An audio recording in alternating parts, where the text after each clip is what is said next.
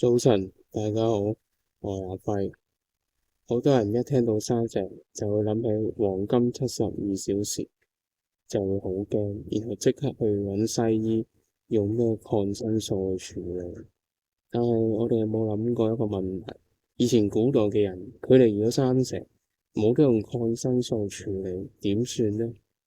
今次我發現山石面對住呢條窮兇極惡嘅大蟒蛇，成個過程我係半粒西藥都冇食過，亦都半支藥膏都冇搽過。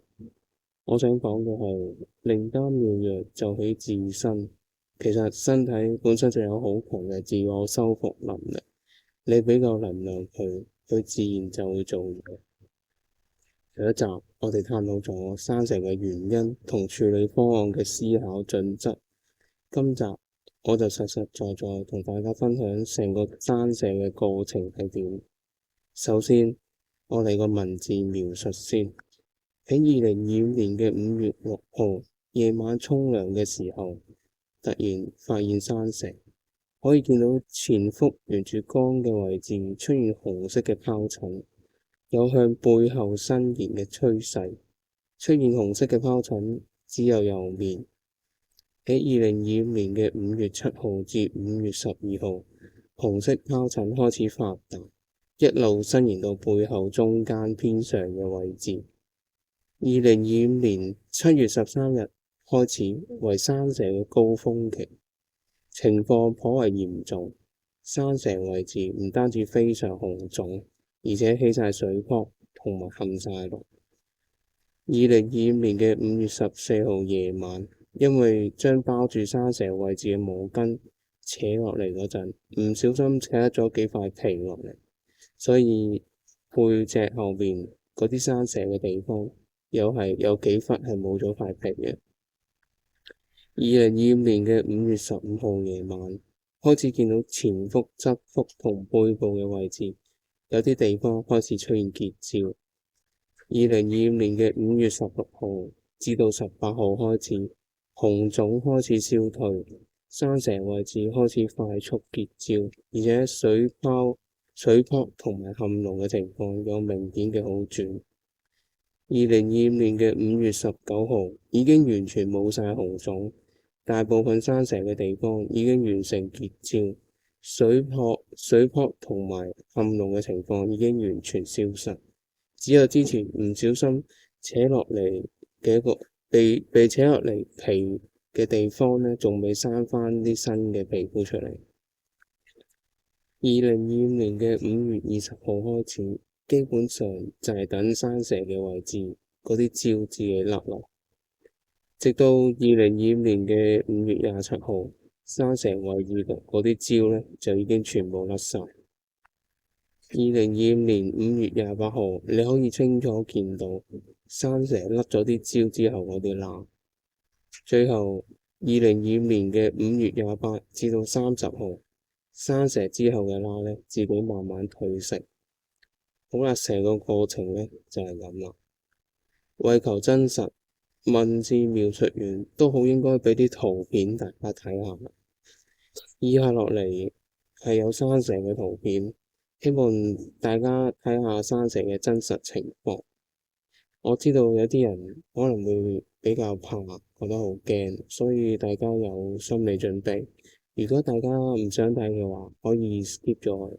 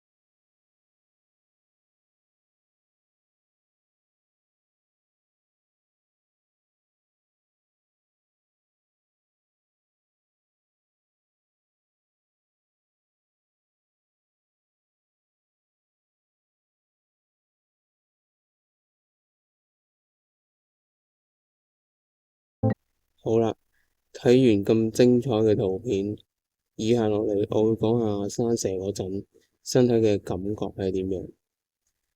發現生蛇嘅初期其實係冇痛感嘅，到高峰期嘅時候，覺得腹部同背部有火燒嘅痛，嗰種痛就好似俾啲消毒火酒打落去個傷口度嗰種痛咁樣，個感覺係好赤痛，好乸痛。高峰期嘅時候唔單止痛，而且體力消耗巨大，半日開始就會覺得好攰。結焦期間，你嘅痛感會慢慢減少，但體力消耗呢仍然係大嘅，會容易攰。完成結焦之後，你就唔會痛啦，但有時候會好痕。由此推斷，生蛇高峰期至到結焦嘅期間呢，身體需要大量嘅熱能去修復，因此呢，生蛇期間呢，我哋應該保留大量嘅體力俾身體使用。而且呢，要比平時補充更多嘅熱能，呢個先係上策。終於到正式講我點樣處理生蛇呢個問題啦。喺發現生蛇嘅時候呢，我有去睇西醫嘅，但只係用嚟斷證我係咪真係生蛇。但完全呢，我係自己完全呢係冇用西醫俾嘅藥嘅。我主要嘅治療方法呢，係用原子點嘅方法去加強補充內外熱源。處理嘅方向有兩個，第一，患處體傷嘅處理。每朝早起身呢，我會用薑水洗患處。出門返工之前呢，再搽啲薑嚟喺患處度，然後呢，建議用保鮮紙封住。喺生蛇完成結焦之後呢，我就冇再搽薑泥啦，只係用薑水清洗，盡量呢保持患處嘅乾爽。放工返到屋企之後呢，就沖涼清洗啦。每晚臨瞓之前呢，再用薑水清洗患處，然後用風筒輕輕吹乾，保持乾爽就瞓覺。第二個方向呢，就係加強補充熱量。我會增加食薑糊嘅次數，即係比平時嘅食得更多。咁我會早晚食一次啦，朝早食大概35克，夜晚食大概25克。中午喺公司呢，就會食薑丸，大概15至20粒咯。如果放假嘅時候喺屋企呢，得閒就會熱敷20至30分鐘。咁啊，其他方面嘅調整啦，最後因為生蛇期間呢，體力消耗巨大，喺作息方面呢，我會加長睡眠嘅時間，務求呢瞓到自然醒。而運動方面呢，我就取消咗朝早做超慢跑，為咗呢，因為咁樣呢，係希望可以保留更多嘅體力俾身體使用嘅。但我仍然呢都會繼續保持呢個爬樓梯，一有機會就曬太陽。以此呢就作為喺生蛇期間有限度嘅運動。處理生蛇嘅時候呢，有幾樣嘢要小心留意。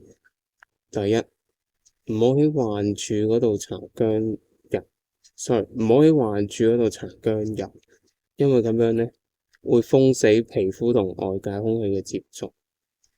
第二，喺患處搽薑泥之後呢，千祈唔好用毛巾包住患處，因為咁樣呢，會令患處嘅皮膚同毛巾黐實，毛巾扯落嚟嗰陣呢，就會連埋皮膚一齊扯落嚟，呢個千祈要小心。搽薑泥啦，或者熱敷以外嘅時間呢，患處盡量係保持乾爽透氣嘅。如果喺患處搽薑泥之後呢，其實可以唔使包紮嘅。如果要包紮嘅話呢，就最好用保鮮紙，但亦都唔好包太長時間。好啦，講咗咁多，又係時候嚟個簡單嘅總結。以下落嚟呢，我會總結一下生蛇嘅唔同階段同埋佢哋嘅位置嘅時間。第一，生蛇初期咧會出現紅疹，紅疹會喺1個星期之內咧快速擴大。第二，完成擴大之後咧，3至4日度咧會係一個高峰期，即係生蛇情況最嚴重嘅時期。生蛇位置咧會非常紅腫，起晒水泡，同埋咧會含晒落。高峰期過咗之後咧，紅腫會消退，水泡同埋含膿情況會好轉，而生蛇嘅位置咧會開始快速結焦。大概3至4日嘅時間，水泡同埋含膿嘅情況咧會完全消失，生蛇嘅位置咧亦都完成結焦。最後咧，大約7至8日嘅時間咧，佢哋就會甩晒啲焦㗎喇。如果處理方法得當咧，生蛇成個過程咧，大概就係20至23日到啦。咁啊，生蛇高峰期嗰陣咧，你會覺得係有火走燒咁嘅痛，而且體力咧消耗得好勁，所以咧應該盡量保持體力俾我哋嘅身體。處理方法咧就係以補充內外熱源為主。最後咧呢個好重要，所以要提多次。喺患處搽薑泥之後咧，千祈唔好用毛巾包住患處，因為咁樣咧會令患處嘅皮膚同毛巾黐實，毛巾扯落嚟嗰陣咧會連埋皮膚一齊扯落嚟，好痛。所以呢一點咧一定要注意啦。好記得當時咧，我睇西醫只係為咗斷症，睇下我自己咧係咪真係生蛇，或者係濕疹，或者係其他嘢。我當時問醫生，我咁嘅情況，如果食藥搽藥膏，大概幾耐先會好返呢？佢話2個星期左右到。由發現生蛇開始，一直以嚟咧，我半粒藥都冇食過，一啲藥膏都冇搽過，只不過係用多1個星期後，即係總共3個星期，我就已經好返。好多謝上天俾我經歷生蛇呢件事，因為呢件事又再一次證明，我哋面對住一啲聽落去我哋好驚嘅病嘅時候，好似生蛇啊，或者係癌症呢啲病嘅時候咧，其實我哋需要思考嘅應該係，我係用一個乜嘢治療方法去處理佢？我係用一個最好嘅方法啊，定係用一個最快嘅方法？大家咧都係應該要思考呢一樣嘢。如果你睇緊嘅你咁不幸生蛇咧，你又會點做咧？希望我今次同大家分享嘅經驗咧，會俾到一啲參考價值大家。大家如果仲睇到呢一度，你大概會了解到，如果你生蛇，即使係一條窮兇極惡嘅大蟒蛇，你仍然可以喺冇需要食任何西藥、冇需要搽任何藥膏嘅情況之下咧，成功收服呢條大蟒蛇。因為我哋嘅身體根本就係最好嘅靈丹妙藥，我哋自己就係最好嘅良醫，只係咧從來都冇人講俾我哋聽，我哋身體嘅使用說明書。如果大家都鍾意我呢段片，同埋對我哋人體嘅使用說明想知道更多嘅話咧，你可以睇下我以下呢段片，影片嘅連結咧會放喺 comment 度，亦會放喺影片嘅結尾。最後，疾病從來都只係一個名字，究竟我哋幾時開始已經遺忘咗上天其實一早就賦予咗我哋人體好強大嘅自我修復能力。呢幾十年嚟，我哋仲要不斷摧殘我哋嘅身體，我哋嘅身體已經同我哋求救咗好多次，但我哋仍然懵然不知，最後落得今時今日遍體鱗傷嘅田地。但係健康嘅大門原來仲未完全關上，今日我有幸領悟到健康還原嘅方法，我希望將所有嘅知識同埋領悟系統化，變為一個可以複製、可以學習嘅健康還原工程。所以我想分享呢個秘密俾大家。所有患病嘅朋友，只要你願意改變思維，只要你願意相信自己，相信自己身體嘅偉大，你就已經踏出健康還原嘅第一步。我今次沙姐故事就講完啦，身體又再一次重回正軌，繼續向住健康之門進發。咁你呢？你又係咪行緊一條健康嘅康莊大道呢？